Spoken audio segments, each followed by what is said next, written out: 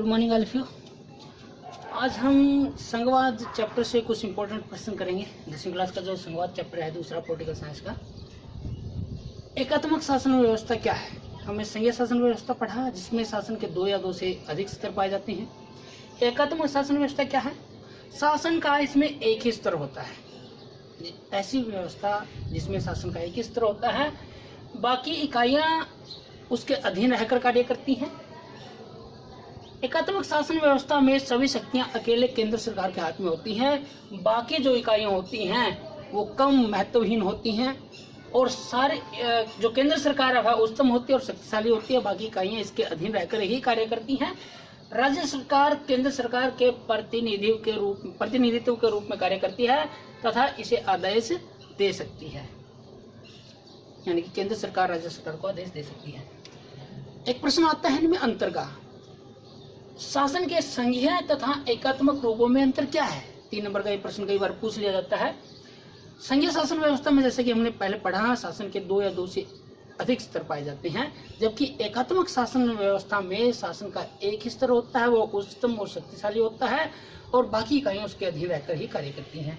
दूसरा अंतर है, संघीय सरकार में संघीय सरकार के शासन में केंद्र सरकार को राज्य को आदेश देने का अधिकार नहीं होता, क्योंकि राज्य सरकारों का यहाँ पर अपना अधिकार क्षेत्र होता है, उसमें केंद्र सरकार दखल नहीं देती। लेकिन एकात्मक शासन व्यवस्था में ऐसा नहीं होता। केंद्र सरकार ही उच्चतम होती है, शक्तिशाली होती है, बाकी इकाइयां उसके अधीन रहकर कार्य करती हैं। केंद्र सरकार उनको आदेश दे सकती है। तीसरे अंतर में आप इनके उदाहरण दे सकते हो। जैसे संघीय सरकार वाले देश कौन से हैं? संघीय शासन व्यवस्था वाले जैसे भारत है, बेल्जियम है, कनाडा है, ऑस्ट्रेलिया, ब्राजील आदि क्या है, संघीय शासन व्यवस्था वाले देश हैं। जबकि एकात्मक शासन व्यवस्था वाले देशों के उदाहरण दे सकते हो, फ्रांस, ब्रिटेन, जापान इत्यादि। 3 नंबर में प्रश्न पूछ लिया जाता है या 1 नंबर में उदाहरण भी पूछ लिए जाते हैं। संघीय शासन व्यवस्था वाले किन्हीं 2 देशों के नाम लिखिए या 1 देश का नाम लिखिए, एकात्मक सरकार वाले देशों का नाम लिखिए, ऐसे भी प्रश्न पूछ लिया जाता है। गठबंधन सरकार क्या है? संघीय शासन व्यवस्था वाले में बहुत सारे दल कार्य करते हैं और प्रत्येक दल सत्ता हासिल करने के लिए, अधिक से अधिक वोट लेने के लिए सत्ता में उतरता है।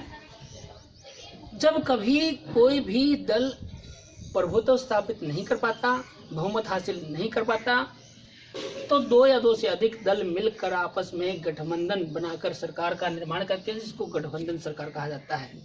और जो हारे हुए होते हैं वो फिर विपक्ष की भूमिका निभाते हैं। फिर एक प्रश्न ये भी पूछ लिया जाता है, केंद्र शासित प्रदेश क्या है? भारतीय संघ व्यवस्था में कुछ ऐसे भी हिस्से हैं जिन्हें बहुत कम शक्तियां दी गई हैं। ये इतने छोटे होते हैं कि न तो इनको राज्य का दर्जा दिया जा सकता है और न ही इनको राज्य में मिलाया जा सकता है। इन्हें केंद्र शासित प्रदेश कहा जाता है।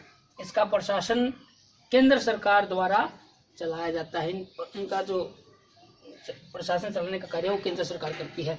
आजकल जम्मू कश्मीर को 2 केंद्र शासित प्रदेशों में बांट दिया गया है। केंद्र शासित प्रदेशों की संख्या 9 हो गई है, राज्य घटकर 28 रह गई हैं।